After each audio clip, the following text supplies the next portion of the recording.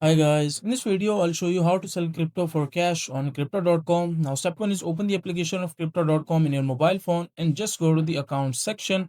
And once you go into the account, make sure to select your coin or whatever currency do you want to sell in the form of cash.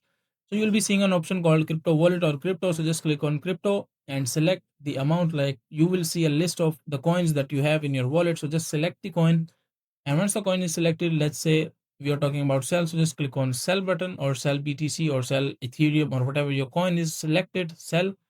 And after that, they will ask you like, do you want to sell it in the form of crypto or do you want to sell it in the form of cash? Now you can sell in the form of crypto, like you want to receive Ethereum or any other coin, BNB, whatever you want to get. Or you can just click on cash, and once you click on cash, you will see the fiat wallet attached to your crypto.com account.